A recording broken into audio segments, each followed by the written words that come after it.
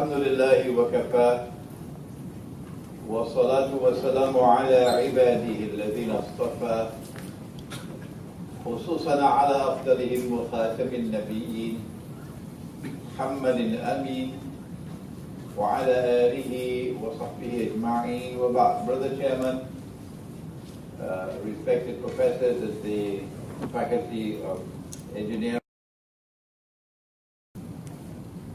our topic is an Islamic eschatological explanation of modern Western civilization. At the end of the lecture comes the interesting part when we look at the Malhama, or what the Christians call Armageddon, the Great War, and what will the world look like post-Malhama. So let us begin with Allah's blessed name. And we always begin with the Book of Allah, which says to us in Surah Al-Nahl, Surah number 18, بعد أعوذ بالله من الشيطان الرجيم ونزلنا عليك الكتاب تبيانا لكل شيء إلى آخر الآية. And we send down this book on thee, O Muhammad sallallahu ta'ala alayhi wa sallam, that this book might explain all things. The most amazing, mysterious, inexplicable event in human history is the emergence of modern Western civilization. There's never been a civilization like this. And so there must be something in the Quran which will help us to understand it, which explains it. The Quran speaks to us in Surah Al-Ma'idah about a time which is to come. لَتَجِدَنَّ, you will most certainly find in time to come. أَشَدَّ النَّاسِ عَدَاوَةً لِلَّذِينَ آمَنُوا الْيَهُودِ. They may say anti-Semitism. But you can't speak about the word of Allah like that. Be careful, Zionists. Be careful with the Quran. You can bark elsewhere, but don't bark at the Quran. You will most certainly find in time to come that those who will have the greatest hatred and greatest enmity and hostility for you would be the Jews. Question. Proper methodology. Let's begin. Is Allah speaking about all Jews? If the answer is yes, well, you're just still a schoolboy. That's a schoolboy methodology. No. You do not take any verse of the Quran in isolation to derive meaning and to conclude meaning. Not at all. If you do that, then you will have to conclude that when Allah ordered the angels, al-malaika, to make sajda before Adam alayhi salam, and they all made sajda except Iblis, you will have to conclude that Iblis was an angel. Iblis was an angel. Why? Because I use this schoolboy defective methodology of coming to a conclusion based on the study of one ayah. But when you do the proper thing, you study with the proper methodology, you go to the whole Quran, you see, no, Iblis could not have been an angel. Why? Because Allah says in the Quran, وَيَفْعَلُونَ مَا يُؤْمَرُونَ. Angels don't have any choice. When Allah gives a command, they have to obey. But he disobeyed, so he could not have been an angel. And then you go to another part of the Quran where Allah speaks plainly and clearly and says, وَكَانَ مِنَ الْجِنِّ. So proper methodology is that Allah is not speaking about all Jews. No. That you will most certainly find in time to come that those who will have the greatest hatred and enmity and hostility for you would be Jews. وَالَّذِينَ أَشْرَكُوا. Not only the Jews, but another people beside them, who would be in the most outward form of shirk. But at that time, when you will find this phenomenon, you'll also find something else. What is it? وَلَتَجِدَنَّ أَقْرَبَهُمْ مَوَدَّةً لِلَّذِينَ آمَنُوا الَّذِينَ قَالُوا إِنَّا نَصَارَى. That at that time when this phenomenon emerges of the hostility and hatred and enmity of Jews and of those who are in the most outward form of shirk, for you Muslims, at that time you will find that those who have the greatest love and affection for you would be those who say, we are Nasara, we are Christians. ذلك بأن منهم القسيسين والرهبان وأنهم لا يستكبرون. And this is because they're not an arrogant people. They are not an arrogant people. They are a humble people. And amongst them, there are priests and monks.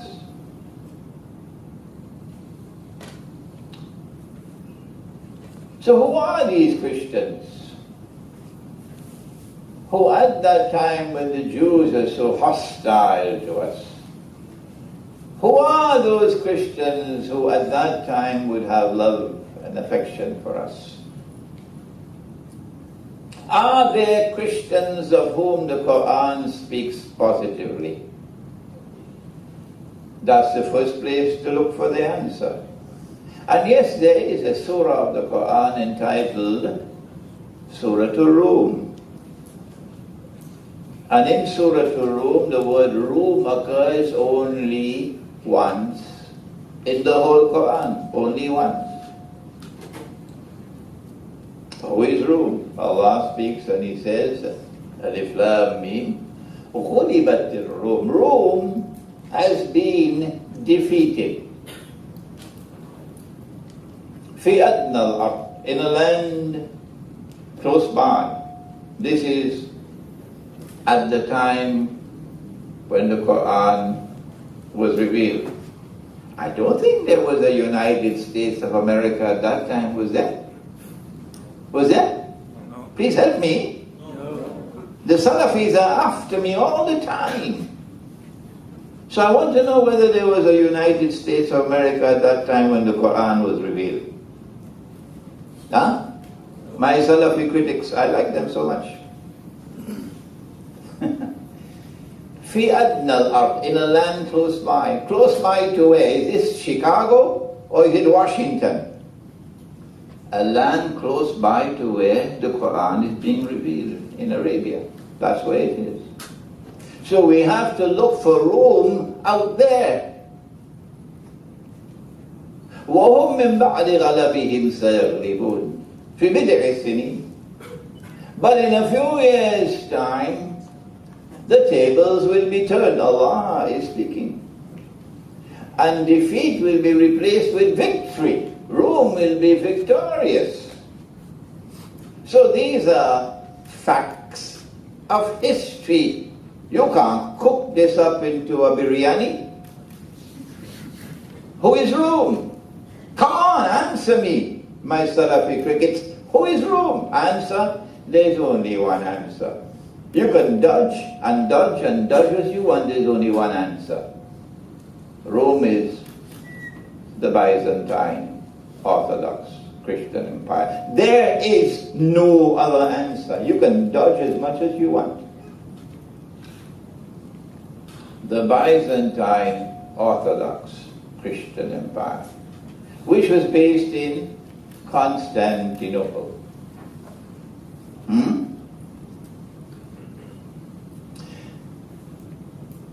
لله الأمر من قبل ومن بعد.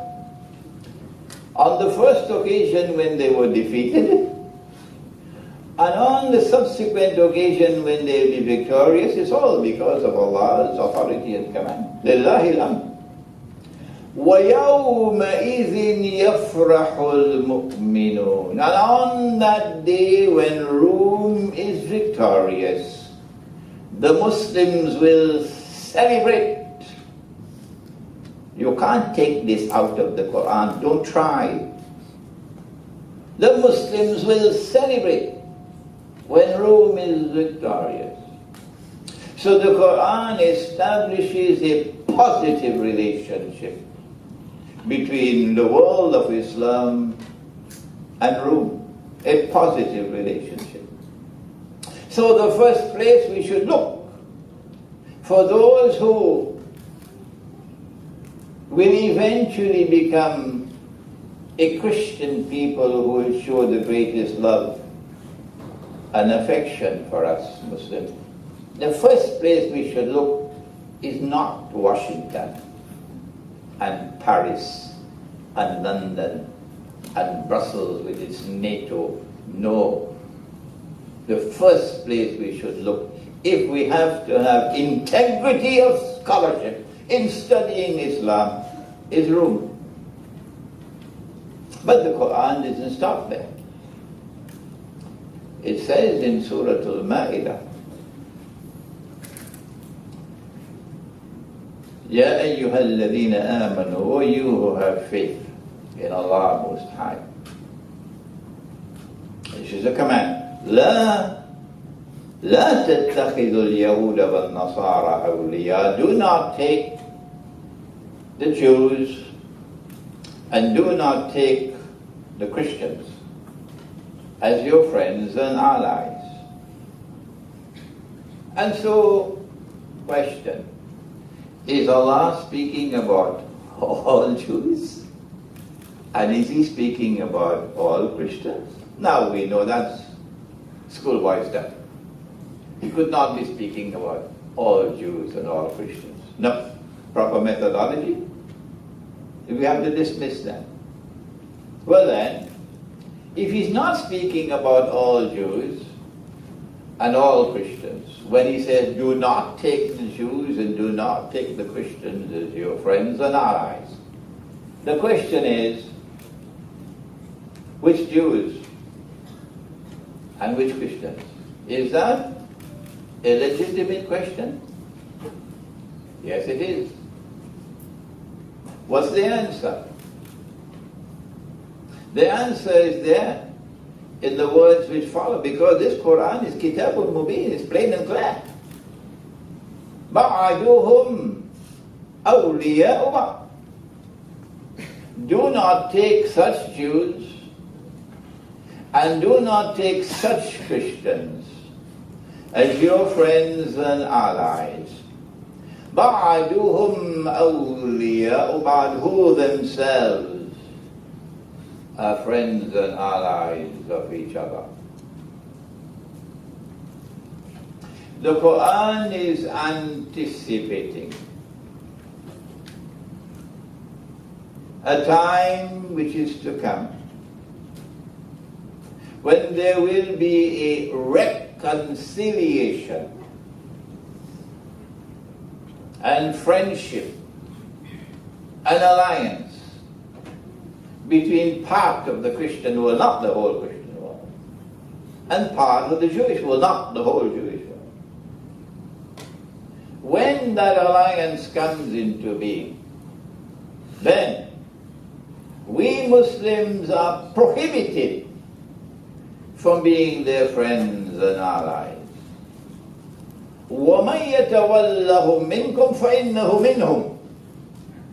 And whosoever from amongst you turn to them with friendship and alliance, enter into their embrace, whether it is political, or whether it is economic, or whether it is monetary, or whether it is educational, or whether it is in entertainment and sport, whatever it may be, if you enter into their embrace, وَمَنْ يَتَوَلَّهُمْ مِنْكُمْ فَإِنَّهُ مِنْهُمْ.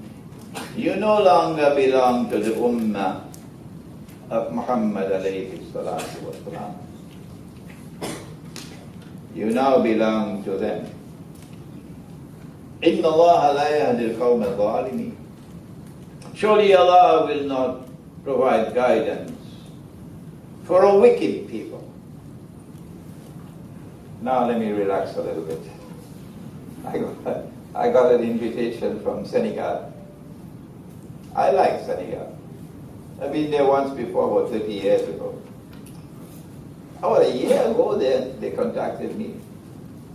We want you to come to this big Islamic conference taking place in December. And I said, sure, alhamdulillah, I'd love to come. And they kept on reminding me about it. And I kept on saying, yes, I will come. Sheikh, we want you there. We love you in Senegal. My French is not too great, but still I could understand French and I could speak a little bit. Then they sent me the program, the conference. And when I went through the program, I saw the name of former President Bill Clinton. That he's going to be addressing the conference. So I sent a letter to them right away. I will not disgrace myself. And I will not disgrace the Ummah of Muhammad alayhi salatu wasalam in participating in any conference, Islamic conference, in which Bill Clinton is invited to address the conference, or any representative of the government of the United States of America. You can be annoyed with me, that's your business. I will not disgrace myself and disgrace the Ummah of Muhammad alayhi salatu wasalam. That was my response. Why? Because I can see the Jewish-Christian alliance. It is this Jewish-Christian alliance which came into being and was cemented by something called Zionism, which has its mission to liberate the Holy Land for the Jews, to bring the Jews back to the Holy Land, to reclaim it as their own 2,000 years after Allah had expelled them. And having expelled them, he said, وَحَرَامٌ عَلَى قَرْيَةٍ أَهْلَكْنَاهَا أَنَّهُمْ لَا يَرْجِعُونَ.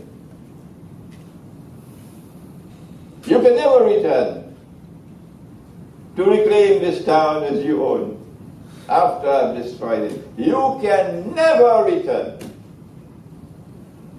Hatta, until, and we'll let you know what it is. So I recognize that it is the Judeo-Christian Zionist alliance which is at the heart of modern Western civilization. That it is this modern Western civilization which gave to the world a continuing scientific and technological revolution, which gave to it unprecedented military power. For the first time in human history, one civilization with a military power to take control of the whole world. And then use that military power to wage a Western jihad a Western jihad against the rest of the world. At the point of a bloody sword, and to colonize the rest of the world. In their jihad, they call it crusade. It's a jihad. And Bill Clinton is one of the foremost figures in that alliance. Every American president. If an American president steps out of line, they do to them what they did to JFK. If an American president steps out of line, they do to them what they did to John F. Kennedy. You're not supposed to step out of line. So I said to them, I will not disgrace myself and disgrace the Ummah of Muhammad alayhi salatu wasalam by attending an Islamic conference in a Muslim country to be addressed by Bill Clinton or any representative of the US government. I gave that answer because my ilmu akhirul zaman, or Islamic eschatology, allowed me to recognize the reality of modern Western civilization using the Book of Allah. That's the importance of this subject. Modern Western civilization passed through certain stages in the process of serving the mission of Al-Masih al-Dajjal. Who is Al-Masih al-Dajjal is not taught in your engineering faculty. He is someone created by Allah, whose mission it is to impersonate the true Messiah and get the Jews to believe that he is the true Messiah, when in fact he would be the false Messiah. When Allah sent the true Messiah, Allah tested them, and they failed the test. They said he's a bastard. They said he's a bastard. And a bastard cannot be the Messiah. And then when they saw him die on the cross before their very eyes, no, he could not be the Messiah. Why? He is dead. He never ruled the world from Jerusalem. The golden age never came back. The Holy Land is still under Roman rule.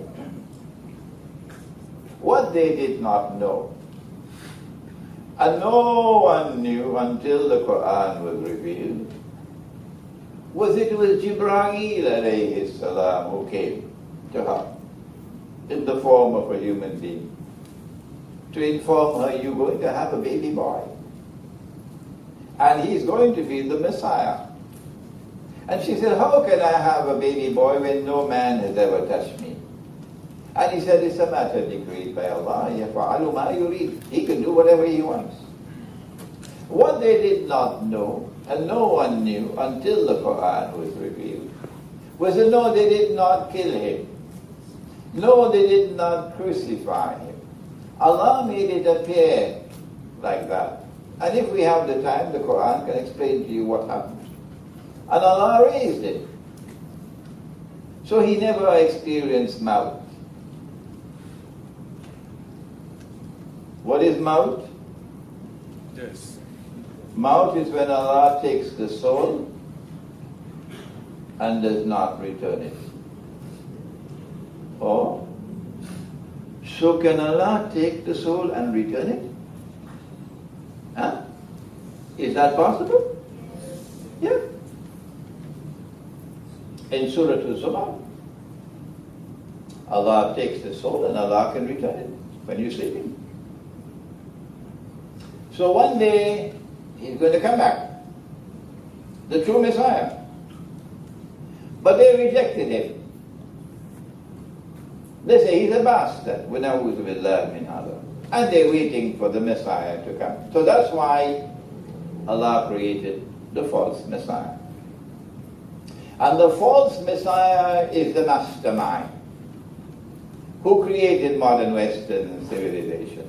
Only Islamic eschatology can give that answer, no one else. No one else. And the Prophet said, alayhi salatu wasalam, about Dajjal, and if you want to study Dajjal, make sure you know politics. Make sure you know economics. Make sure you know monetary economics. Make sure you know world history. If you want to study Dajjal, don't enter this subject unless you have a versatile scholarship.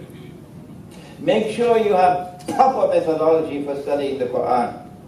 And that proper methodology will be able to identify for you fabricated ahadith. Like that, fabricated ahadith. Fabricated hadith.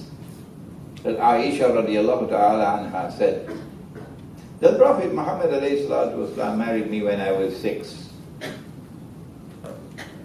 Sahih Bukhari. If you accept that to be true, then I ask you to show just 5 ringgits worth of integrity. That's all. Stand up and say, I am prepared to marry a 6-year-old girl. If he could do it, then it is sunnah.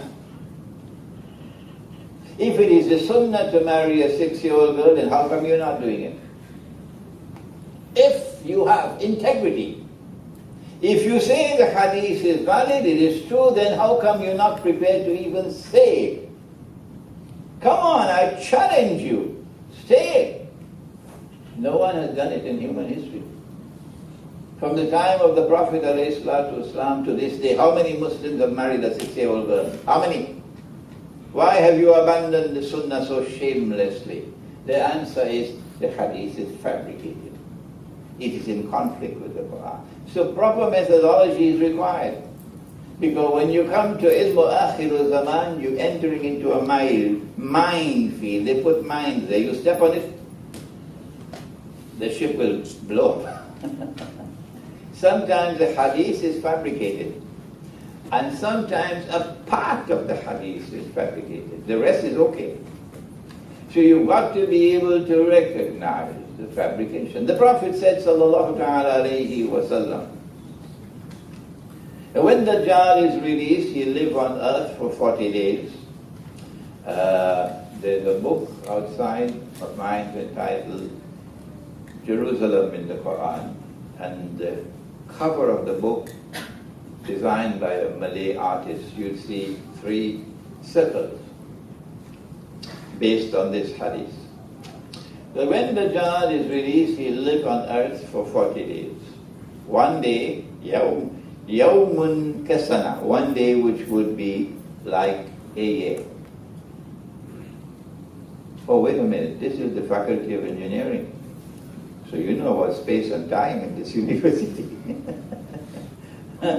One day which will be like a year. Yawmun kashahr, one day which will be like a month. Yawmun kajum'ah, one day which will be like a week. وَسَائِرُ أَيَّامِهِ كَأَيَّامِكُمْ, and all his days, meaning all the rest of his days, would be like your days. When his day is like our day, he would be in our world of space and time. So you'll be able to see him. He'll be a Jew. He'll be a young man. He'll be powerfully built. He'll have curls. The Orthodox Jews have curls because of what is in the Torah.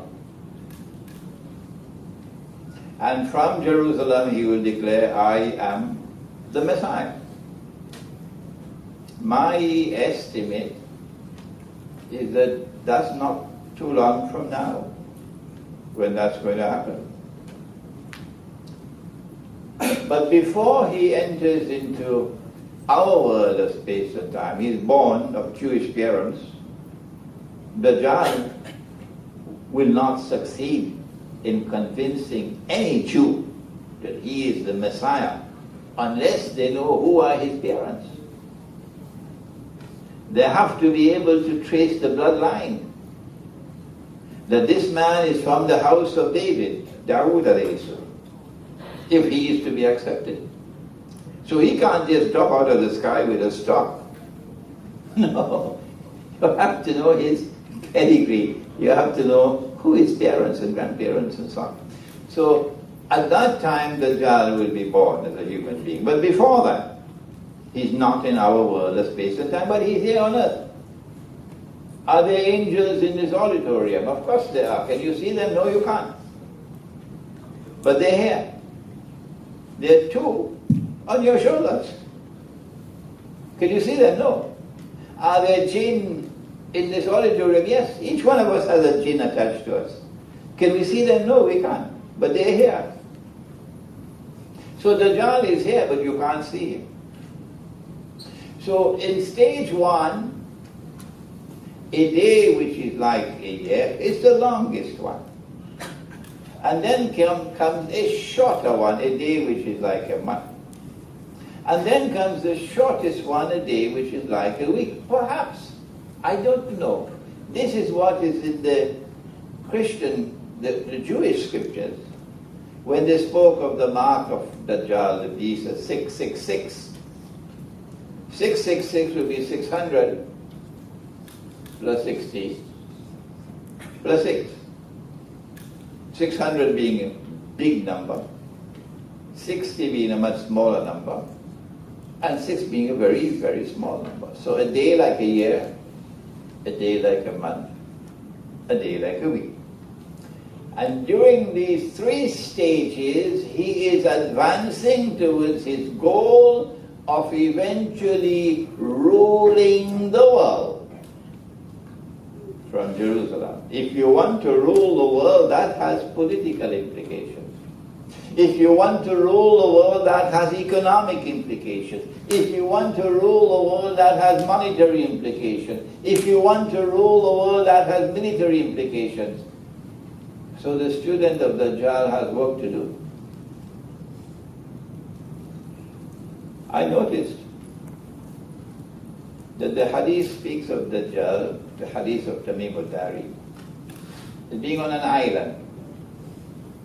So when he's released, he'll be released from that island. In my book, Jerusalem in the Quran, I came to the conclusion the island is Britain. And I gave a substantial amount of evidence to support my claim. But if you want to say Singapore, that's your choice. That's your choice. No need for any boxing gloves over it. This is my view. It's Britain. And I noticed that in a day which is like a year, Britain emerged as a ruling state in the world in what is known in international relations as Pax Britannica. The Pax Britannica did not drop out of the sky. No. There is an explanation for the emergence of Pax Britannica, and that is Dajjal. I noticed that Britain had to wage great wars to assume that position. Great naval wars. Britain became the ruler of the seas. That's your homework. But I also noticed the emergence of something called the Bank of England. And paper money. This scam called paper money. And I noticed the sterling pound moving from gold to paper. And then the sterling pound becoming the universal currency, and Britain becoming the financial capital of the world. And none of this is happening by accident.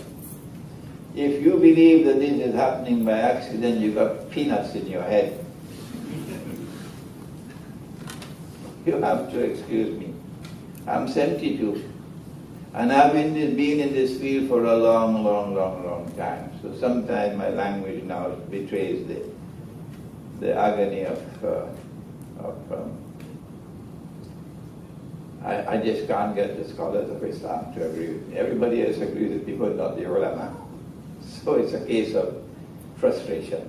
Yeah. So you have to kindly excuse me. And then I noticed a mysterious change taking place, not by accident.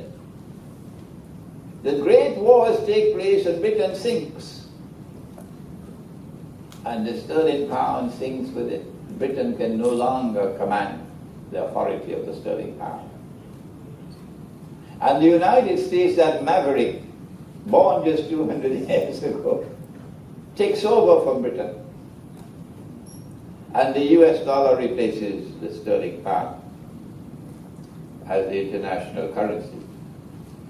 I attended a conference of independent thinkers in Iran 2 weeks ago.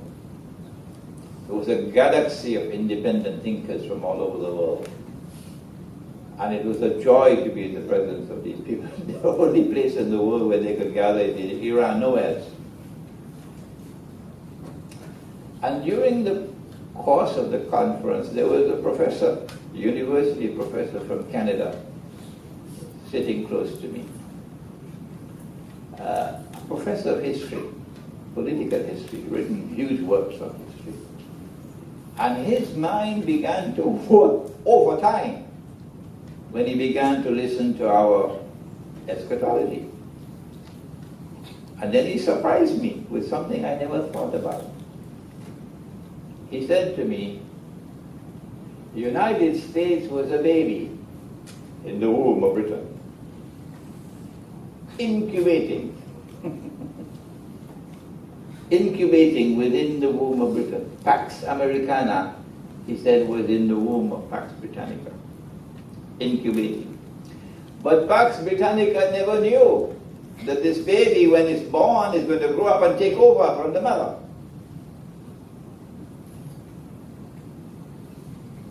As though a slave woman will give birth to her mistress. And he says the same thing is happening now, Imran. The United States is now in irreversible decline.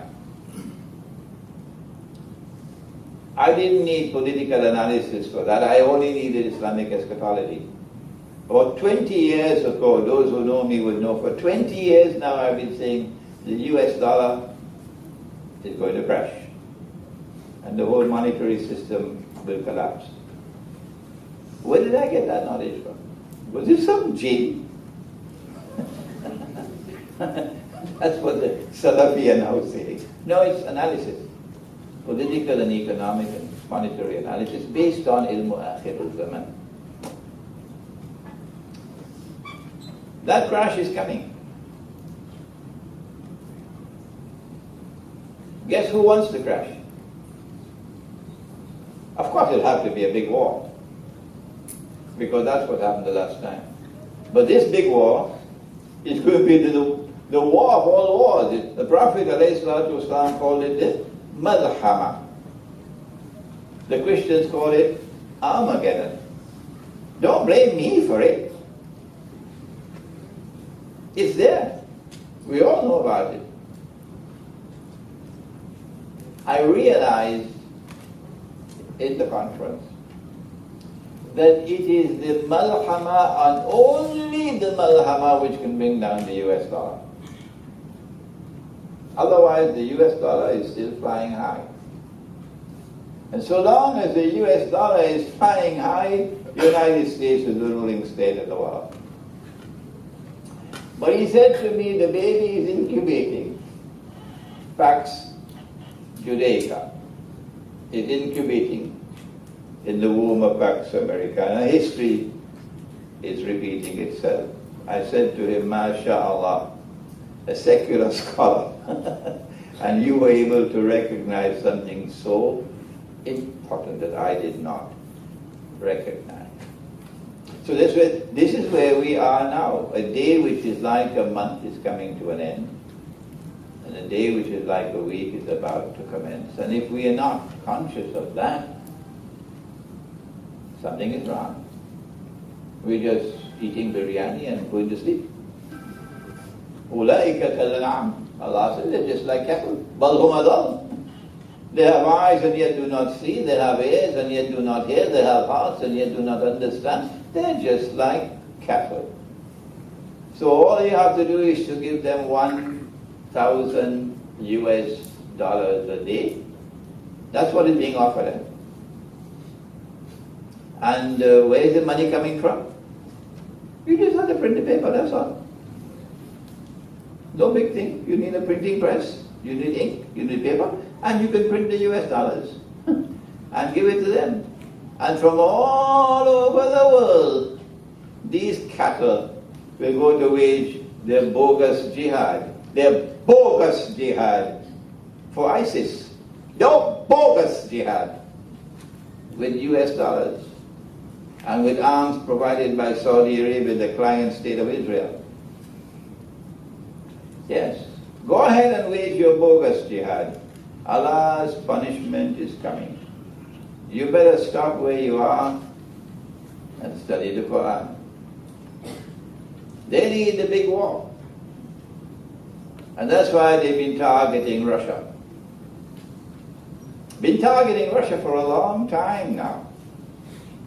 But now it's coming closer over Crimea. Will Russia ever give up Crimea? Never.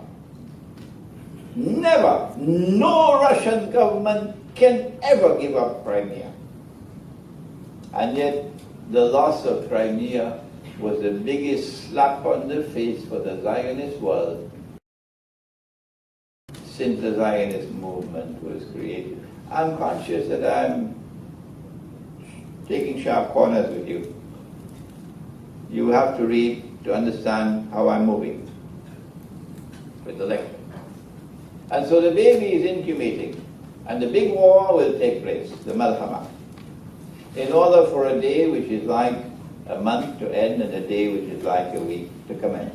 And Israel would now seek to replace the United States as the new ruling state in the world. The US dollar collapses, of course, with the Malhama. I was thinking that perhaps we have about maybe 5 to 10 years left before the Malhama takes place. And of course our Prophet said about the Malhama, it will be such a great war that birds flying in the sky will fall down. So I asked myself, why? The best place to seek an answer is Faculty of Engineering. They'll fall down because they can't navigate. Why can't they navigate? Because the nuclear explosions, perhaps, will produce some kind of a electromagnetic waves or radiation and so on. This is your field, not mine.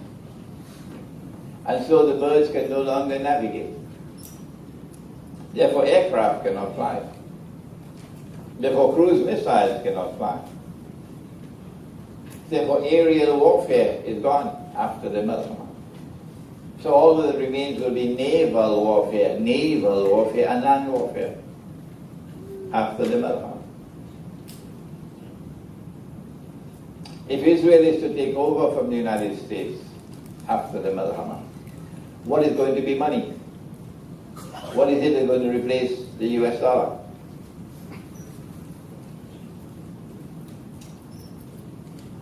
Perhaps there will be some form of electronic money which can still be revived. I don't know. I do know that they plan to have electronic money to replace paper money, digital money. And when that happens, that will be the financial Guantanamo for us all. That's why my students are building Muslim villages, kampung. And in our kampung we have little markets. And in our markets we're using dinar and dirham as money. My students in Cape Town are already minting coins. They have the machinery and they're minting. My students in Cape Town have already started a market. The market is being held once a month, but they want to make it once a week. And all those who come to the market to buy and to sell leave their South African rands and they change it to dinar and dirham, and they use dinar and dirham in the market. This is what my students are already doing. This is the way to respond to the coming digital and electronic money, which is the financial Guantanamo. But Israel will have to bring back gold and silver as money. Why? Why? Answer, because every Jew knows that this is bogus money. That this paper money is bogus money. The only people who don't know that, kindly excuse me, are the ulama of Islam. Everybody else knows it's bogus. So the Jews know that when the Messiah comes, they'll have to have real money, which is dinar and dirham, whatever name you give it.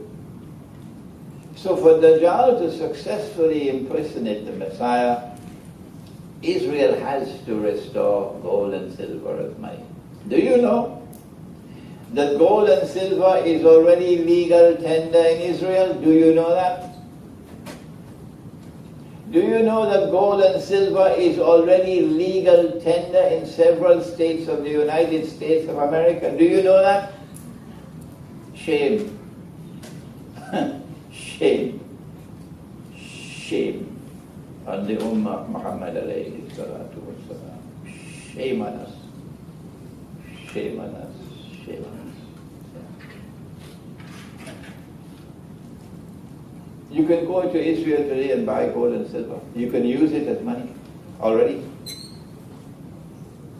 If Israel is to command the world of money, it means that Israel has to control the gold of the world. And that's what they've been doing. They've been seizing all the gold that they could get. Germany put her gold in the Second World War in the United States. I don't know, about 2,000 tons or what. Will Germany ever get back that gold? No. The Germans are begging, at least allow us to send an auditor to go and check it. No, said the United States. You can't even see the gold. Which is why perhaps, I don't know, I hope it happens, Germany might quit the European Union. Because the gold has already been transferred to Israel, that's why. The Vatican lost its gold, I think about 80 tons. Only one sensible man was Gaddafi. One sensible man. And that's why they killed him. And these fools, absolute fools with a capital F, taking weapons from NATO to wage their Yankee jihad in Libya. And come to tell me that's a jihad? No, because of your foolishness. NATO is now in control of Libya. So when Egypt's throat is to be cut, it'll be cut from both sides because of you fools. So go ahead and take your 1,000 US dollar a day and join ISIS. Wait for Allah's punishment to come on you. This is Imran Hussein speaking.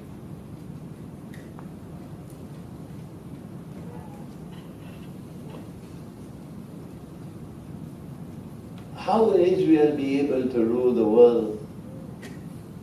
It has to be with the control of most of the gold reserves of the world.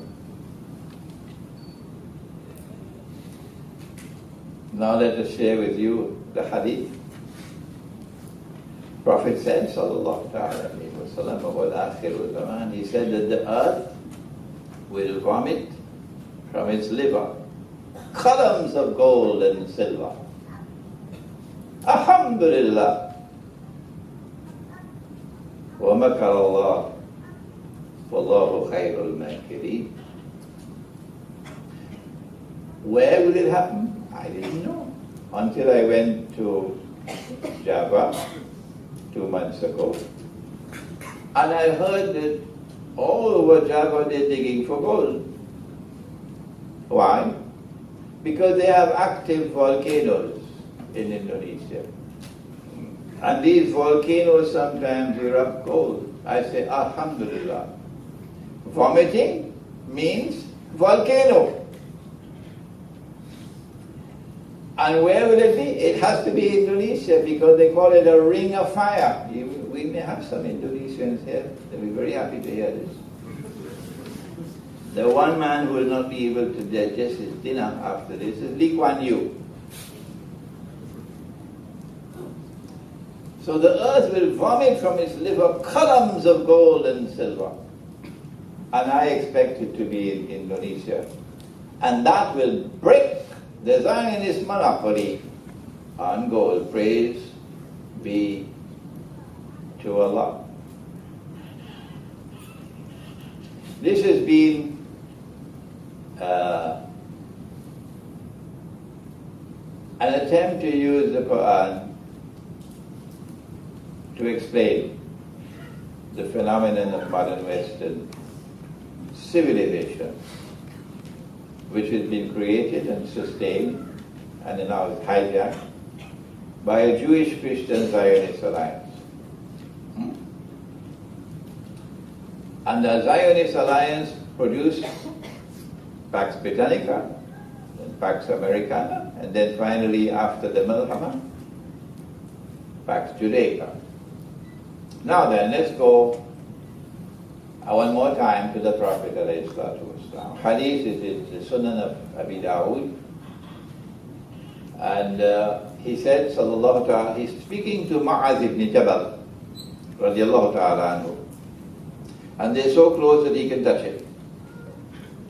And he said to Mu'adh ibn Jabal, radiallahu ta'ala anhu, Umranu Bayt al-Maqdis, Kharabu Yathrib, Khurujul Malhama, Khurujul Malhama, Fathul Constantiniya, Khurujul Dajjal. That when you see Jerusalem at center stage, built up, then look to see what is the status of Yathrib, Medina.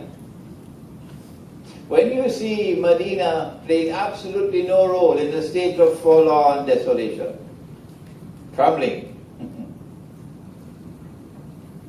then look for the next event, which is going to be the Malhama, or the Great War,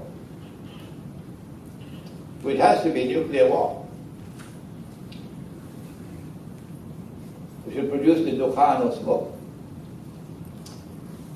I only have another 5 to 10 minutes, so I'm going to have to squeeze it now. When the Malhama takes place, the next event which comes after it is the conquest of Constantinople, which is why Mustafa Kemal changed the name, because he doesn't want you to know this. But we say to Mustafa Kemal, get lost. The Turkish Muslims can be angry with me, that's their business. If Muhammad sallallahu ta'ala alayhi wa sallam referred to the city as Constantinople, then that is sunnah.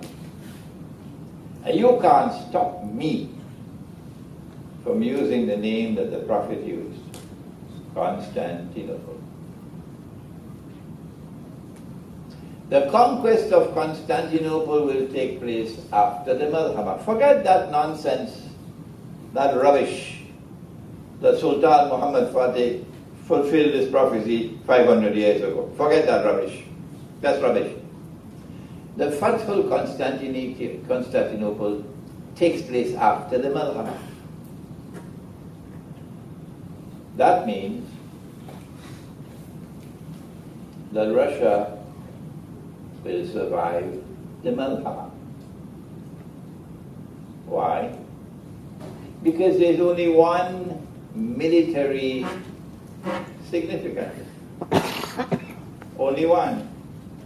In the conquest of Constantinople after the Malhama. And that is that Constantinople commands the Bosphorus and the Straits of Dardanelles, through which ships can pass from the Black Sea into the Mediterranean Sea.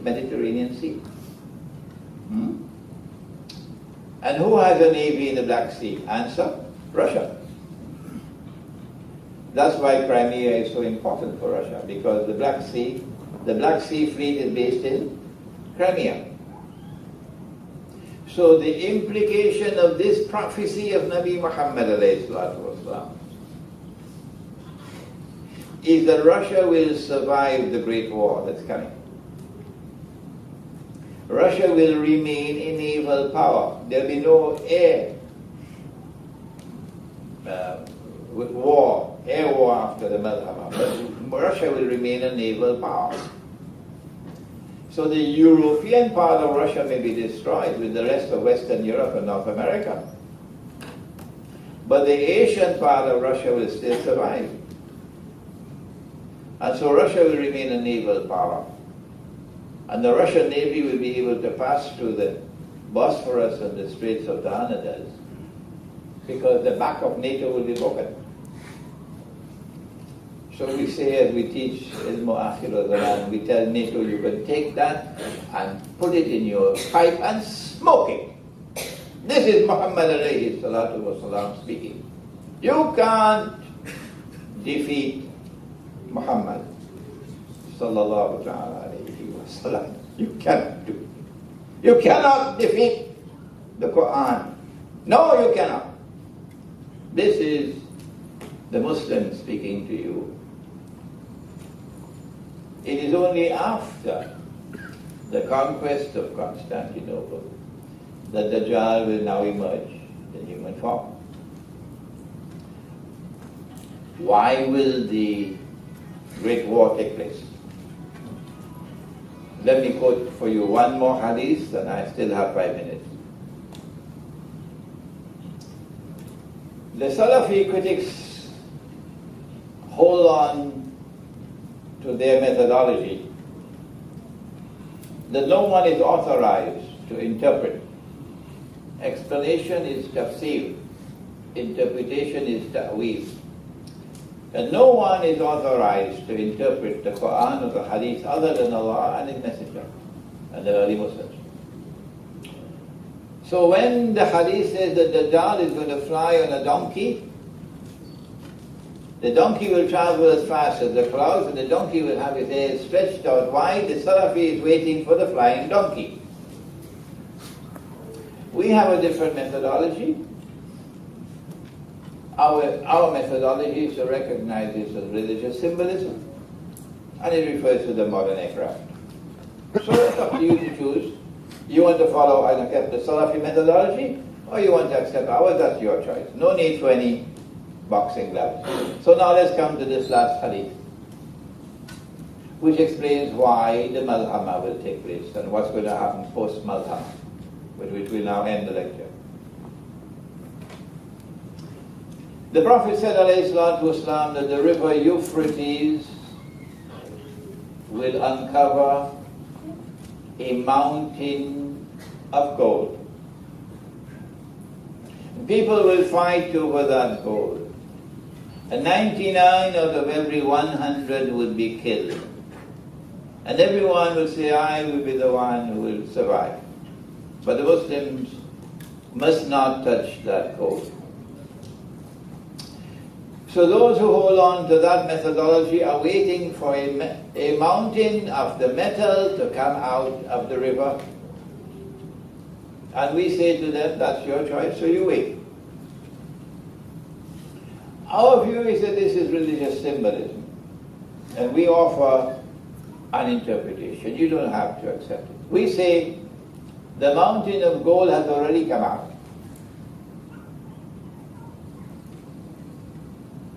There's something underneath the river which is destined one day to function as gold. And that which is underneath the river is in such a huge quantity that is symbolized by a mountain. And we say it's black gold, it's oil. When did oil begin to function as gold? If you study monetary economics, you would know that when they met at Bretton Woods in 1944, and then the International Monetary Fund was created in 1945, it gave to one currency, the US dollar, redeemability in gold at $35 an ounce. And all the rest of the paper money in the world had to bow and submit to His Majesty the US dollar. including the Ummah of Muhammad alayhi salatu wasalam. The US is not supposed to print more paper than they have gold, because they got to redeem at $35 an ounce. So then came the Vietnam War, which could be used as an excuse to print more and more paper to finance the war. It was a scam. The Vietnam War was a scam to destroy the integrity of the monetary system, whatever integrity it had. And the French saw through it. Charles de Gaulle saw through it. And he denounced the unjust and oppressive monetary system. And he kept on demanding for his US dollars to be redeemed in gold, and the US didn't like it at all. And so they got rid of Charles de Gaulle. But even after he was no longer president, and even after he died, the French continued what no Muslim country did. The French continued, except for a brief moment, Ahmad Sukarno, may Allah have mercy on his soul. The French continued with their attack on the system until September 1971, when the US said enough is enough, and they scrapped it. We gave our word, but we don't have to keep our word. And so the US dollar is in no man's land from 71 to 73. But the Mufti who is giving fatwa doesn't know about this. In 1973, Kissinger pulled off the greatest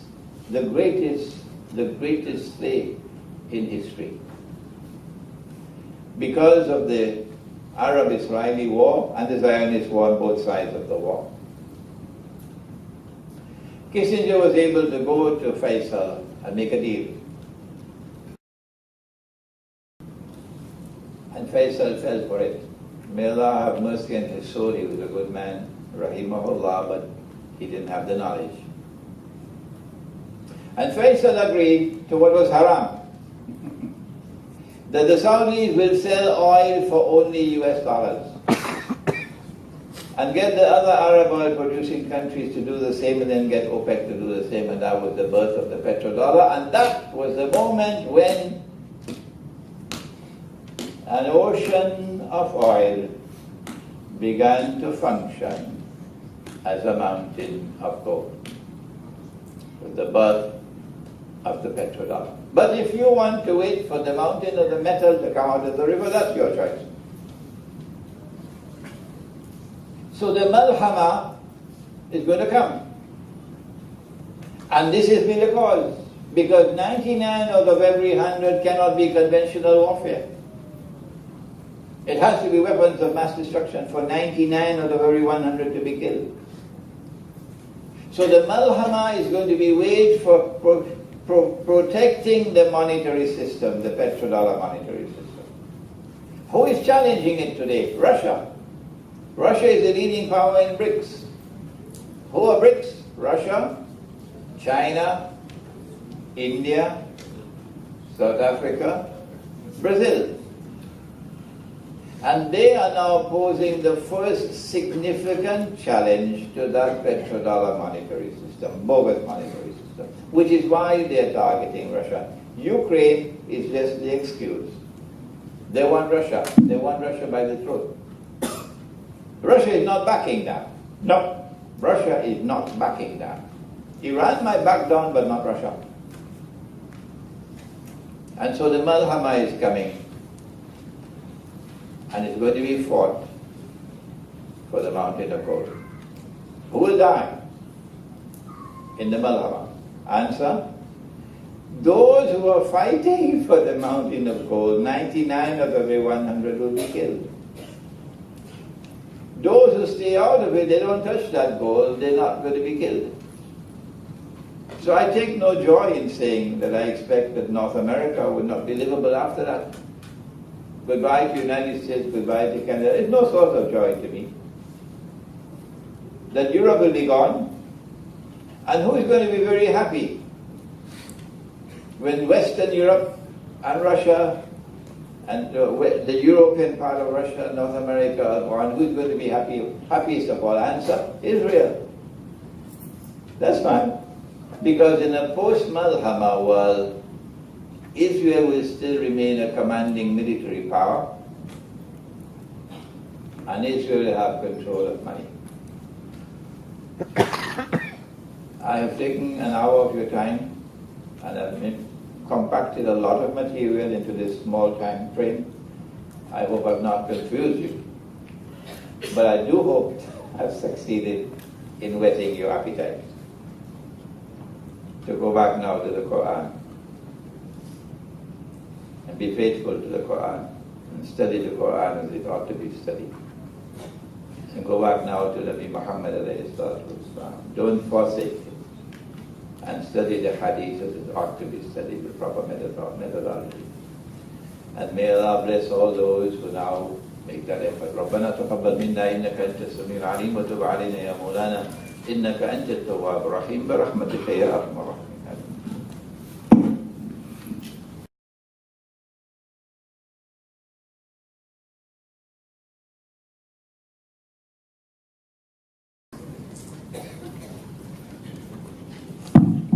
Assalamu alaikum. Shei, I have a question. Have you come upon any literature that describes the role of Muslims outside of Middle East, example Southeast Asia, in the era of Akhir Zaman? Thank you. As soon as Israel comes out from behind the hijab to join in the big wars, we know, for example, that someone changed the Bible to declare that the Holy Land extends from the river of Egypt to the river Euphrates. So the whole of the eastern delta of Egypt is part of the Holy Land. So Dajjal cannot claim to be the Messiah unless Israel wages war on Egypt to extend its territorial frontier to encompass the entire eastern delta. That's one war that Israel has to wage, which is why NATO wanted to be in Libya. As soon as Israel comes out from behind the hijab to start waging her wars, which will be several wars, she's got to attack Pakistan. It's goodbye to Singapore. Goodbye to Singapore. Singapore cannot survive because of the foolish policies of Lee Kuan Yew. Little Singapore, a little island in the sea of Muslims all around you, and you have this stupidity to become little Israel. Huh? How can Singapore survive? Because the Malay people love Islam. And when Israel comes out to start waging those wars, no government in Malaysia can control them. No government in Indonesia can control them. Forget it. A Singaporean who leaves Singapore to go to Johor may not return home alive. Their anger will be so great. Well, then what is Singapore to do? The Singaporeans know that Singapore cannot survive once Israel starts to wage her wars. So the implication for Southeast Asia is that there's going to be synchrony between Singapore and Israel. That as soon as Israel lashes out, Singapore will have to lash out in order to gain more space. Singapore will have to take either part of Indonesia or part of Malaysia, maybe Johor, in order to become a more viable entity that can survive. That's my answer to you.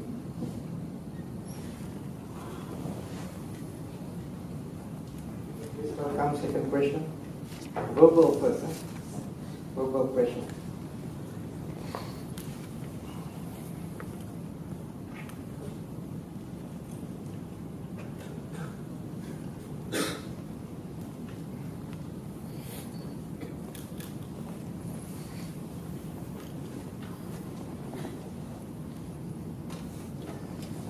The supremacy of paper money is now being reduced to electronic and digital money. And what can this ummah do to revert to dinar and dirham to get monetary independence?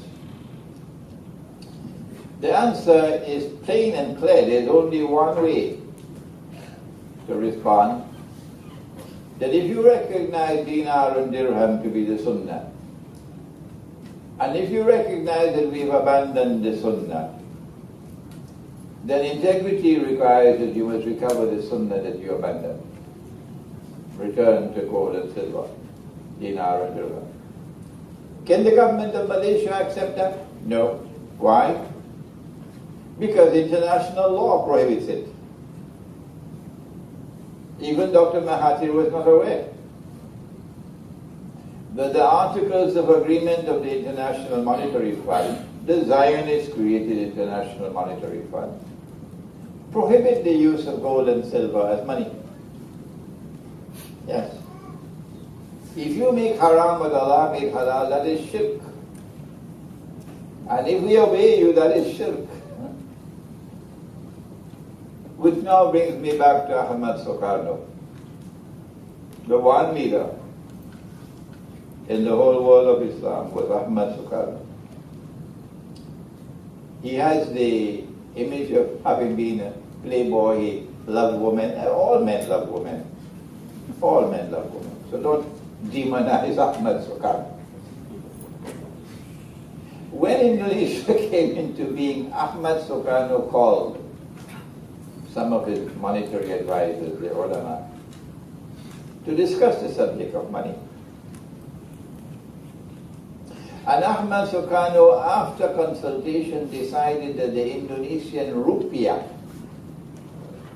would be redeemable in gold.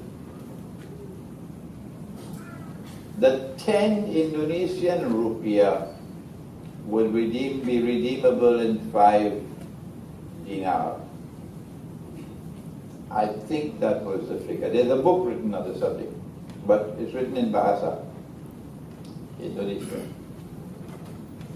So Ahmad Sukarno wanted to keep dinar and dirham as money, and the paper money would be redeemable in gold, the way the US dollar was supposed to be redeemable in gold. Nobody else in the world of Islam, other than Ahmad Sukarno, or nobody else attempted this. Nobody. Dr. Mahathir made an effort only for government-to-government trade. So long as this IMF is there, you can't do it. Do you know that Indonesia withdrew from membership of the IMF? Do you know that? Yes. The one Muslim country which withdrew from the IMF was Indonesia. Nobody credits him today. Hugo Chavez tried it in Venezuela. May Allah have mercy on the soul of that Christian man. May Allah have mercy on the soul of that Christian man. Hugo Chavez. But he could not do it because it was too difficult. Evo Morales in Bolivia would try, would love to do it. Get out of the IMF. They put the rules as such difficult to get out. But Indonesia did it. Came out of the IMF. Indonesia also came out of the United Nations, which was created by the Zionists. And that's why they had to get rid of Sukarno. And they used this Zionist plot which put this henchman Suharto in his place. And then Sukarno was poisoned and he died. What we can do is to wage a struggle to get our governments to agree to make gold and silver legal tender. The government of Malaysia is not prohibiting you from minting gold and silver, no. You can buy dinar and dirham in the market. Bank Negara is saying that this is barter, it's not violating the law. What we want is legal tender law. That is now halal to use dinar and dirham to buy and sell. That's what we want. Once you have those legal tender laws, then we have to explain to the people that if a man comes to buy your goods from you and he offers to pay for it with halal money, and you refuse the halal money and you want the haram paper money, Allah will punish you for that. That's when the ulama will have to come on board to explain to the people. That's the method to bring back gold and silver. But how many ulama are there who have said that this paper money is haram? How many? Next question. Okay, I got one question from text. Salam, my question to Sheikh is, what is his view on Sunni versus Shia wars in Middle East? And as a Sunni, how should we treat the Shia people? The process by which you can declare a Muslim to be a kafir is that you need a fatwa. The fatwa must not be issued by Disneyland. The fatwa has to be issued by someone who has the competence. A man of outstanding knowledge. When he issues the fatwa that this one is kafir, or this group of kuffar, you have to get ijma'a, consensus. Only then can you say of the Shia that they are kuffar. Has this ever occurred? Well, if it has occurred, then how come that every administration which has had control over the Hajj, from the time of the Shahada of Sayyidina Imam Hussain radiallahu ta'ala anhu to this day, have permitted the Shia to perform the Hajj? Answer me, how come you're not protesting? If you say that the Shia are kuffar, why are you not protesting? When last did you protest? That they should not be allowed to perform the Hajj. They should not be allowed to enter into the Haram area. They're not Muslims. And yet you say they are kuffar. What nonsense is this? Don't come to me with any bogus statement. Well, look at this book and look at that book. The method is you have to have a fatwa of kufr. And the fatwa cannot come from Disneyland. The method is the fatwa has to have ijma'a. The answer is we've never had that in our history. Until then, the Shia are Muslims. If you say they are kuffar and they are not, then you become a kafir. You become a kafir. So when they invited me to the conference in Iran 2 weeks ago, I went. And it was the most wonderful gathering I could ever have. Nowhere else in the world of Islam could you have had it. Scholars from all over the world, many of them non-Muslims, who are top of the line in their scholarship on all different matters pertaining to the affairs of the world today. Top of the line. Academics, journalists, activists. And for all of these people to speak with complete freedom and no attempt to make us Shia. No. That was Iran. No Sunni country can do that today. None. That is the pathetic state of the Sunni world. They knew I was Shia. They knew I was Sunni. They knew what are my views on the Shia because it's there on the internet. They know what are my views on the Shia. And yet they invited me and they treated me with great respect. And they were very much interested in my ilmu akhirul zaman. And I'm likely to be invited again and again. Right, please, the back first. Or you can queue them.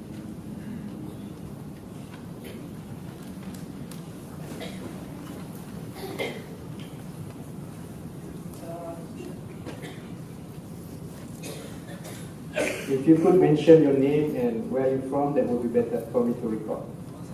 International participation. Assalamu alaikum. My name is Kifi. My question is how to survive or how to face Malhama. How do we survive the malhama? The verse of the Quran in Surah Al-Isra is instructive. Let's see if I can remember it now. وَإِن مِّن قَرْيَةٍ إِلَّا نَحْنُ مُهْلِكُوهَا قَبْلَ يَوْمِ الْقِيَامَةِ أَوْ مُعَذِّبُوهَا عَذَابًا شَدِيدًا كَانَ ذَلِكَ فِي الْكِتَابِ مَسْطُورًا. Not a single town or city will escape. All will be destroyed. And those which are not destroyed will be punished with terrible punishment. And this is a matter of something inscribed in the Kitab. So, number one, get out of the towns and cities. Get out of the towns and cities. Because if you're not killed with a nuclear blast, you'll be killed through anarchy and rioting and starvation, no water, no food, okay? Pestilence, because garbage cannot be collected, or all these things. Plague, killing people like sheep and all these things. Get out of the towns and the cities. Number two,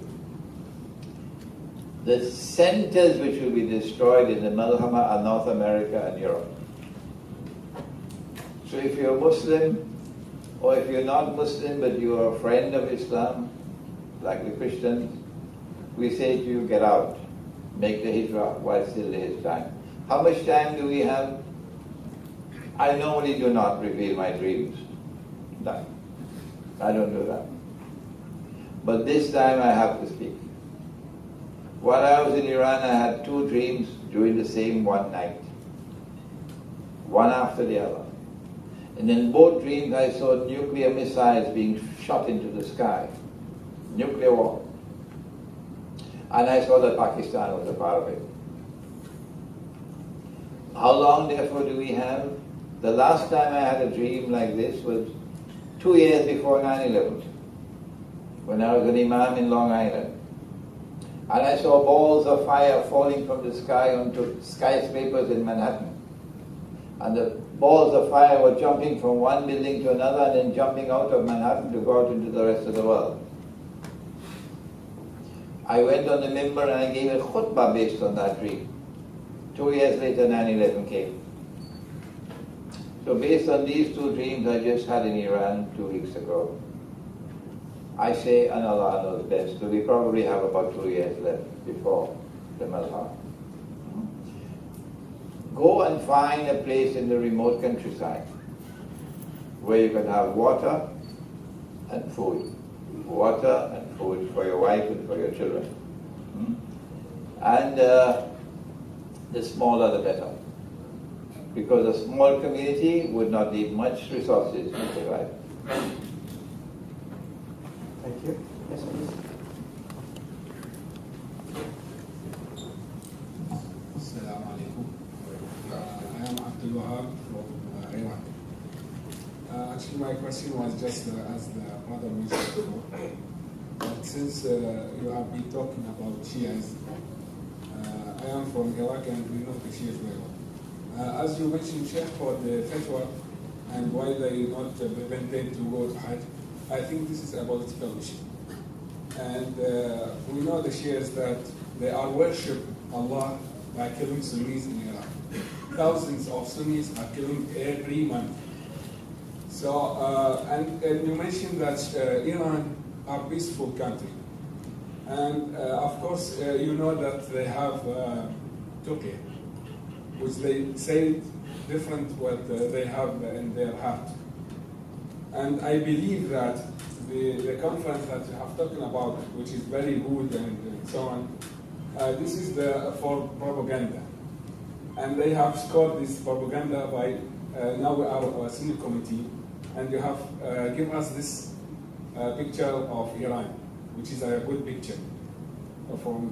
So just to highlight that here are kafir. And one scholar, Abu Hanifa, says that if a Muslim says that Shias are not kafir, then he is a kafir. And I'm not mentioning that to go and kill Shias, of course not. This is just to protect ourselves and then to know our enemy as well. Thank you very much. Well, I think I've already made my position clear on the Sunni-Shia relationship. There's no need for me to repeat it.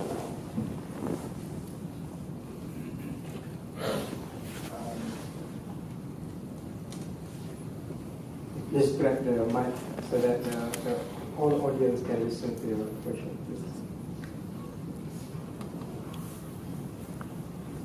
Assalamu alaikum, Shei. My background is Pakistani, but I have been born and brought up in Singapore. My background is Pakistani, but I was born and brought up in Singapore, and I've just come in this morning to listen to your lecture, and I'll be going back this evening. My question is that on YouTube,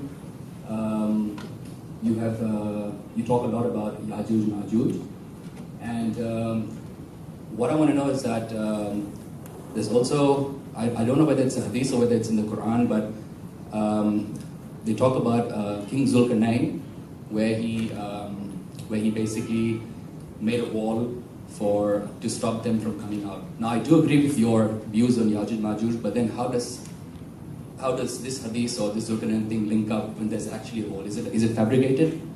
Can you please clarify that? Okay, the question pertains to the subject of Gog and Magog, which is dealt with in the Quran in Surah Al-Kahf. And in that passage of the Quran which begins with the word وَيَسْأَلُونَكَ عَنْ ذِي الْقَرْنَيْنِ, and he built a barrier. They asked him to build a stud, and he built a rudder. And when he built it, Gog and Magog were contained and the world was safe. فَإِذَا جَاءَ وَعْدُ الْآخِرَةِ جِئْنَا بِكُمْ No, another one.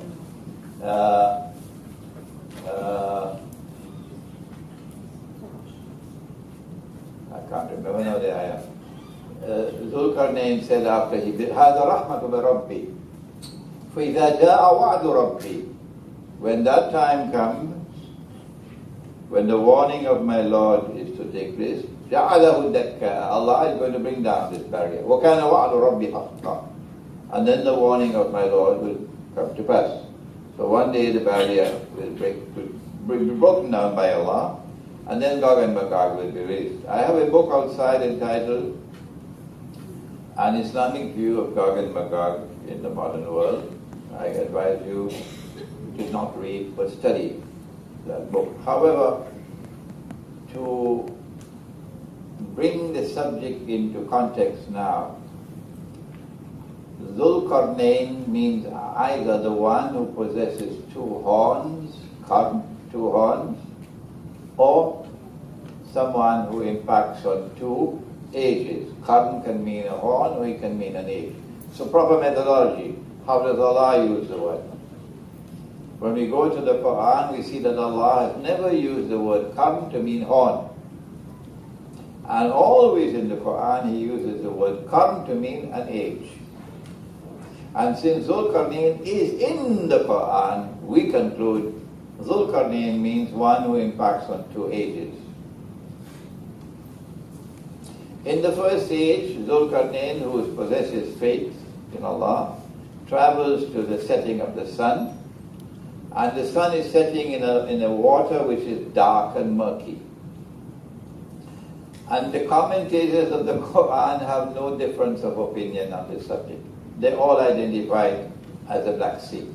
Crimea is located in the Black Sea. The Black Sea has only one outlet to the Mediterranean Sea, and that is through the Bosphorus and the Straits of Dardanelles. Okay? So in the first journey he goes to the Black Sea, and he uses power to punish the oppressor. And he uses power to assist and liberate those who are oppressed and who have faith in Allah. And then of course he travels to the other direction, and then he travels to the third direction. When this is to be repeated, Qarnain, then we will see in history, which is Akhirul Zaman, we will see a power emerging in that region of the world. And that power will rest on foundations of faith. And that power will use power to punish the oppressor. And that power will use power to liberate the oppressed. Okay? And therefore that power will be friendly to Islam. Because we are a people with zero tolerance for oppression. It is as plain as daylight to me, but you do not have to accept my view unless you're convinced it is correct. The second current is now playing out before our eyes. And what happened just a few months ago, was it 2 or 3 months ago, when Russia was able to take back Crimea, within 2 weeks,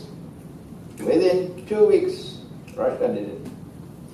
And now there is nothing in the world that they can do to force Russia to give up Crimea.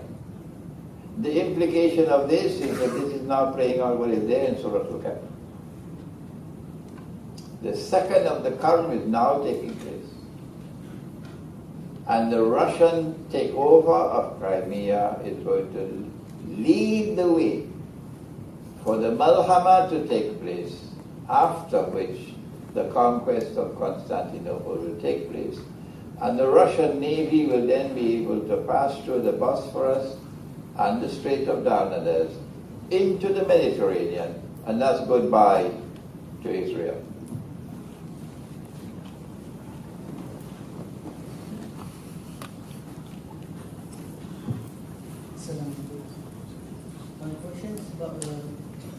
My question is about Turkey, which is now building up their military near to Syria. Please you give us your view on this process and relation with the Hadith. The Quran prevails, not the Hadith, the Quran. Do not take them as your friends and allies, the Jewish-Christian alliance, which gave us NATO. Turkey is a member of NATO. In consequence of which Turkey is in manifest conflict with Allah's command in the Quran. But the question is, how did Turkey become a member of NATO? When Mustafa Kemal took over Turkey, the secular nationalist Turks, they established a policy of independence for Turkey. So we don't want Turkey to be aligned to this party or that party. From 1924, when the secular republic was established, until 1952, Turkey remained independent, not aligned. What the Zionists did was to use Stalin, because the Soviet Union had a Zionist input within it. Yes. So the Zionists were able to use Stalin to make Turkey scared. The Soviet Union began making claims on Turkish territory and threatening Turkey. And the reason why Stalin was doing that was to force Turkey into the arms of NATO. That is why Stalin was doing it. And the Turks decided, well, we have no other option, we've got to join NATO. We got to join NATO because we are scared of Russia. We're scared of the Soviet Union. That's why we have to. The Zionists made Soviet Union a nuclear state. Turkey is not a nuclear state. How can we wage war with a nuclear state? So that is why Turkey had to become a member of NATO. But Turkey has continuously maintained the same profile that the Ottoman Empire had, which is hatred and hostility towards Rome. That's why the Ottomans were created, to sabotage. The Ottoman Empire was created to sabotage the end-time alliance of Muslims with Rome. That's why Hagia Sophia became a masjid. Shamefully, disgracefully, and manifestly sinfully, they took a Christian cathedral and made it a masjid to stab Rome in the back. That hundreds of years now the womb is still bleeding. If Turkey can realize that Russia is going to be in alliance with the world of Islam, And therefore the future for Turkey lies there, not with NATO. And Turkey seeks to get out of NATO, then Turkey will realize what kind of friends they have in Washington. I wish I had the time to talk more about Iran. There are two forces at work in Iran. No, two. There's one force in Iran which still wants to maintain the position of Imam Khomeini, rahimahullah, and therefore the profile of anti-oppression. Stay away from the oppressors. We're not going to make a deal with them at all. But you have another force in Iran which is now attempting to make a deal with Shaitan. Yeah. How is going to happen? What's going to be the end? I don't know.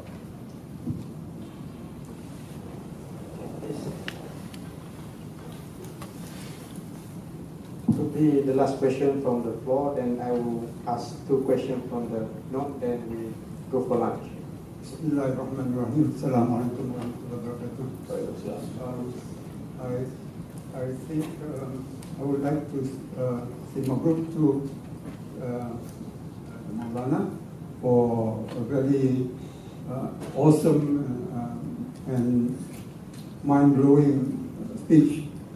I have a couple of questions, but before that, with your permission, I'd like to share my mind on your terminology, the term Islamic eschatology. It seems to me that is a misnomer. I would rather say it's more accurate if you use the term Quranic eschatology. My questions are,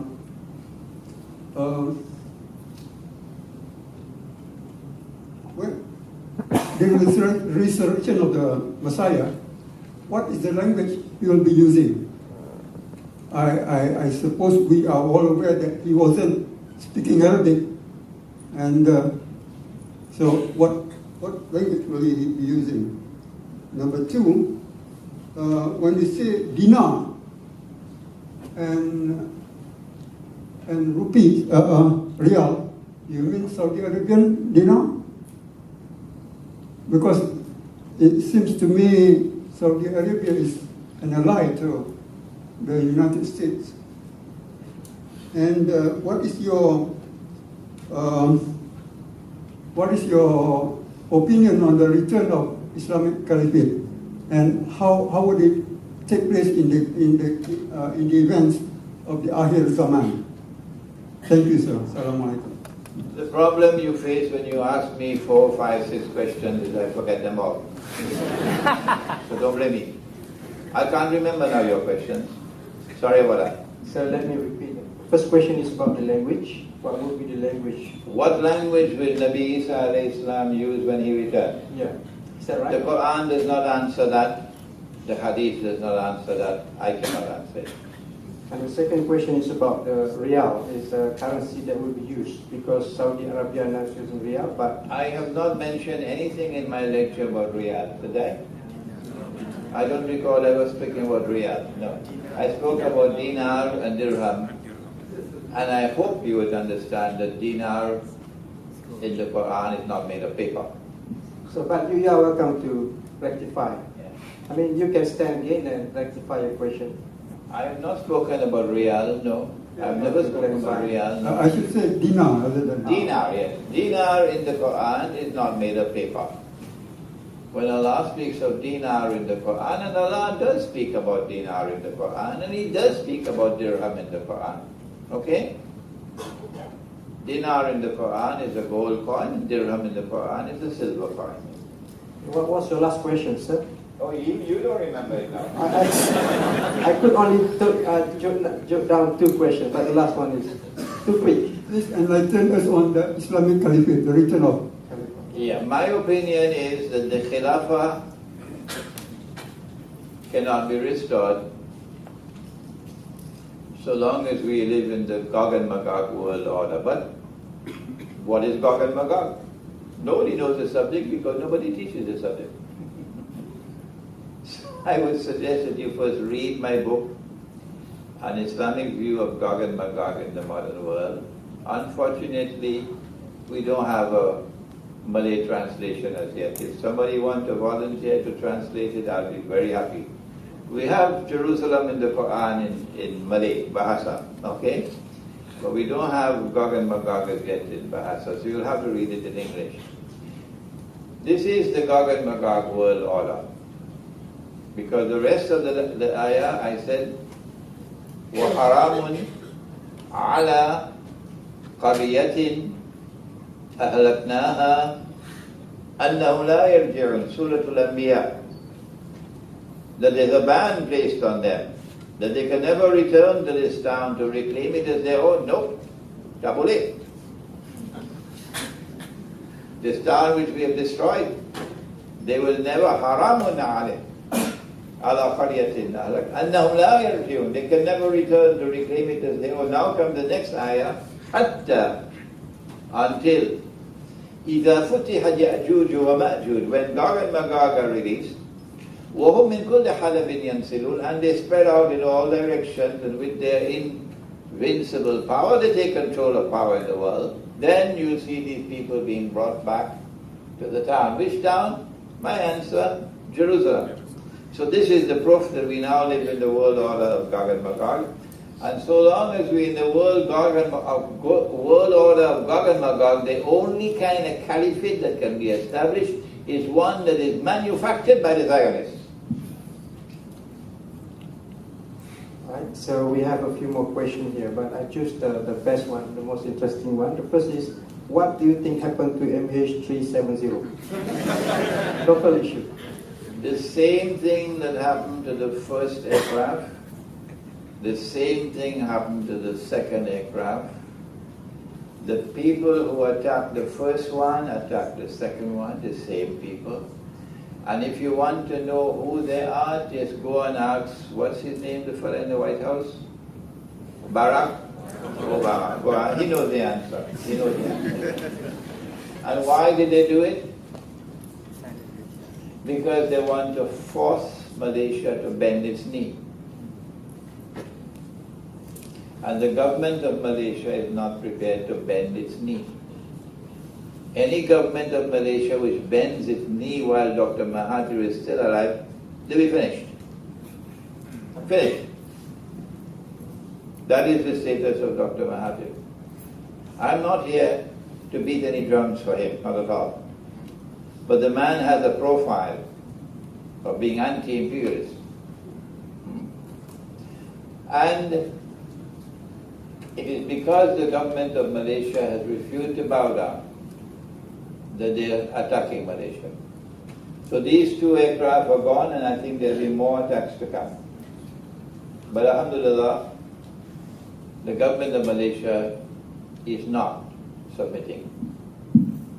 Right, second question from these guys is, you have an outstanding knowledge and depth about the end time for eschatology, then is your safety at risk? Is what? Is your safety at risk? I mean, is the Zionist Safe following? Yeah. Okay. Only one country in the world has banned my entry, and that's your country, Singapore. And you know why.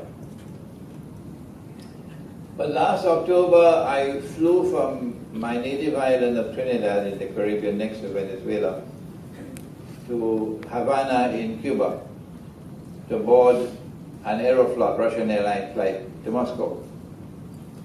I had to deliver a lecture at the State University of Moscow.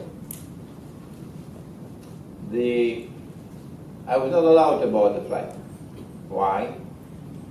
Because the Americans did not want me to fly through their airspace in the Atlantic Ocean. So I had to fly back to Trinidad, and then I took the route from Trinidad to Caracas in Venezuela, and then Sao Paulo in Brazil, and then Johannesburg in South Africa, and then Port Louis in Mauritius, and then come to KL. Alhamdulillah, I had friends all along the way. So these two countries now, the United States and Singapore, I think it's an honor, really, to be banned by Singapore. And it's an honor to be banned by the United States, yeah. Since 9/11, I had a green card in the United States. I had lived in the United States for 12 years. But I left the United States 2 weeks after 9/11. And while I was on a lecture tour in South Africa, they attacked Afghanistan. Afghanistan was innocent. I then took a decision, I'm not returning to the United States. And I've never been back, not even in transit, to the United States. And then subsequently I took a decision that I'm not going to enter into the territory of any NATO member state. None. So if you're a member of NATO, I will not enter your territory. So for me to go to Tehran, they wanted to send me through Dubai. I said, what? Dubai? Not me. I'm not going to Dubai. They said, what about New Delhi? I said, no. What about Istanbul? I said, no. Well, what kind of man is this? Then they got me a direct flight from KL to Tehran. So it is a price I have to pay. I'm already paying that price. There's so many places I don't travel to. Okay? But if I am still alive, while yet preaching Islam the way I do, it can only be because of Allah's protection. And there's a lesson for you. وَمَنْ يَتَّقِ اللَّهِ يَجْعَلْ لَهُ مَخْرَجًا. Whosoever has fear of Allah in the heart, Allah will open for you a way out of your difficulty. وَمَنْ يَتَّقِ اللَّهَ يَجْعَلْ لَهُ مَخْرَجًا وَيَرْزُقْهُ مِنْ حَيْثُ لَا يَحْتَسِبُ. So the last question for this session before we go for the lunch is, what is your comment on Palestine being recognized as a state now? In the conference, there was a question from an outstanding political analyst. I don't know whether I'm pronouncing his name correctly. Thierry Mason is his name. And he's now based, I think, in Beirut. But he's a prolific writer and an outstanding thinker. Thierry Mason. And he asked this question, why do you all object in the world of Islam to Israel? Is it because it is a colonial state? And is it because of the oppression of the government? If these things are changed, would your objection to Israel be removed? So I went to a Christian minister from Britain who was in the conference, who had expertise on Christian Zionists. He wrote a book on stuff, to discuss with him the subject. And I found that his view and my view were the same. And that is that we don't refer to this as Palestine. No. For us this is called Al-Ardul Muqaddasa, the Holy Land. Because Allah refers to it as Al-Ardul Muqaddasa. Ya qawm idkhulul Ardal Muqaddasata allati kataba Allahu lakum, Surah Al-Ma'idah. Allah refers to it as the Holy Land. If this is Al-Ardul Muqaddasa, the Holy Land, what is the regime? What is the regime that Allah will accept in the Holy Land? Not you and I, Allah. وَلَقَدْ كَتَبْنَا فِي الزَّبُورِ مِنْ بَعْدِ الذِّكْرِ أَنَّ الْأَرْضَ, which are Al-Ardul Muqaddasa, number one. أَنَّ الْأَرْضَ يَرِثُهَا عِبَادِيَ الصَّالِحُونَ. A wicked regime can take control of that land and that land and that land and that land. But this land, a wicked regime will not be permitted. Allah will destroy you. So when Banu Israel violated their condition of being righteous in the Holy Land, Allah sent a Babylonian army, destroyed them, destroyed the masjid. When Allah allowed them to return, and again they returned with their wickedness, Allah sent the Roman army, destroy the masjid. And if you come now with another oppressive regime in the Holy Land, guess what Allah says? وَإِنْ Huh? That's right. وَإِنْ عُدْتُمْ You come back with your wickedness, I will come back with my punishment. So nothing will survive in the Holy Land. No secular state. No Palestinian secular state. Nothing will survive in the Holy Land other than the holy state of Israel, established by Nabi Dawood alayhi salam, by Nabi Sulaiman alayhi salam. And it was that holy Israel that Allah's messenger, Nabi Muhammad alayhi salatu wasalam, restored in Medina. Except that there were two different models. This one was an exclusive model, that one was a plural model. But the foundation of the state was the same. Yes, please. Very last one. Assalamualaikum Alona. Actually, I submitted like a dozen questions, but only 3 questions were picked. 3? The last 3 questions were from The most interesting one, what you said. Yeah. Ask one and I'll answer you, then ask the second one, and I'll forget. Okay, it's okay. I'll just cut to the most important one. Actually, I read a couple of your books. It's really a privilege for me to be here. And actually, I just want to clarify because you mentioned that how sports is related somehow in a way, like alliance with the Jewish and the Christians in a way. You mentioned like monetary, financial, and one of it was sports. And I work in the sports industry, so I just want to know how is that related and how can I, avoid that? Yeah. Okay. Allah speaks in the Quran about your relationship. How do you relate with people? And he says, أَشِدَّاءُ عَلَى الْكُفَّارِ رُحَمَاءُ بَيْنَهُمْ. That you must have love and affection for your fellow believers. Treat them with love and affection, your family. But you must be strong in your opposition to the enemies, the kuffar. أَشِدَّاءُ عَلَى الْكُفَّارِ. The Zionists are waging war on us.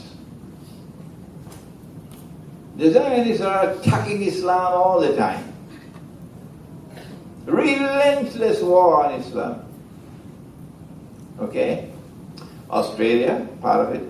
Canada, part of shamelessly Canada, part of it. Britain, part of it. France, part of it. United States, part of it. Okay? So we should have strong relationship with these people. Ashidda'u al-kuffar. But ever heard about something called FIFA World Cup? Huh? When Germany is playing, who bothers about Islam? Germany is playing Brazil. I want to see that match. Okay?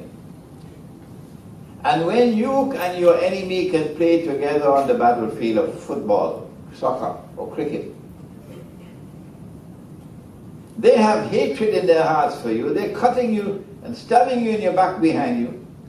But you meet with them on the cricket field and you meet them on the football field and it's all pleasant and smiling. Is that going to be pleasing to Allah? Because you are defying the Quran. Well, Allah says in the Quran, Muhammadur Rasulullah, وَالَّذِينَ مَعَهُ أَشِدَّاءُ عَلَى الْكُفَّارِ رُحَمَاءُ بَيْنَهُم. Those who have fashioned and constructed these mega events of sport, the Olympics, World Cup football, World Cup soccer, World Cup cricket, this and that and the other. They have done so with a political agenda in mind that you don't know about. Their political agenda is to get you to come together in a friendly way with them while they're still waging war on you. And you, with the intellectual acumen of cattle, fall into the trap.